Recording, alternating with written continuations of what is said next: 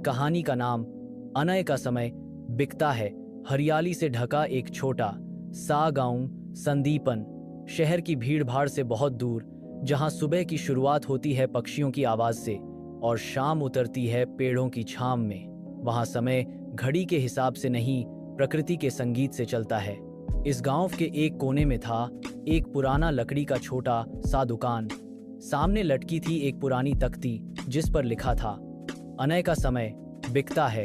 उस दुकान का मालिक था अनय, एक शांत चुपचाप बुजुर्ग जो किसी से बहस नहीं करता था, ना ही किसी को समझाने की कोशिश करता। लेकिन गांव वालों को उसका ये बोर्ड बहुत अजीब लगता था। समय भी कभी बिकता है क्या? लोग हंसते, कहते बूढ़ा शायद थोड़ा पगला गया है। लेकिन धीरे धीरे कुछ लोग चुपचाप वहां जाकर बैठने लगे। दुकान में 3 कुर्सियां थीं। एक पर खुद अनय बैठता, बाकी 2 पर वे लोग जो समय खरीदने आते थे। शहर से आया एक युवक। अर्घ्य। एक दिन शहर से एक थका हारा युवक आया। नाम था अर्घ्य।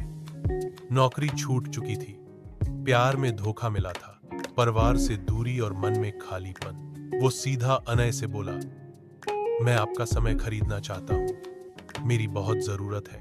अनय ने बस इतना कहा, बैठो। वो युवक बैठ गया, चुपचाप चाय पीता रहा। हवा की सरसराहट सुनी, पत्तों की हलचल देखी, और 1 घंटे बाद उसकी आंखों में आंसू थे। इस 1 घंटे में मैंने खुद को फिर से पा लिया। और लोग आने लगे, फिर तो लोग आने लगे। एक गृहिणी जो अपने अस्तित्व को घर के बोझ तले खो चुकी थी। एक बूढ़ा जो अपने बच्चों की उपेक्षा में अर्थ खो चुका था। एक छात्र जो पढ़ाई और प्रतिस्पर्धा से थक चुका था।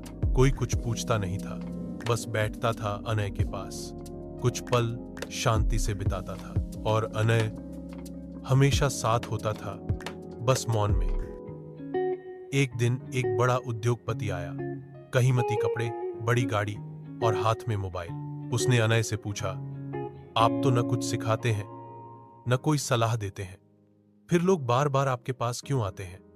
अनय मुस्कुराया और बोला, क्योंकि मैं उन्हें कुछ नहीं देता, मैं सिर्फ समय देता हूं। एक शांत, नीरव समय जिसमें वे खुद को सुन सकें। अनय क्या बेचता था? वह समय कोई घड़ी में बंधा नहीं था।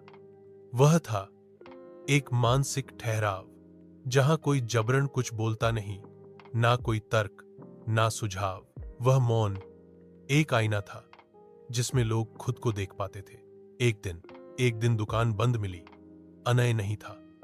लोग समझ गए वो अब इस दुनिया में नहीं रहा। गांव के लोग दुकान के बाहर एकत्र हुए।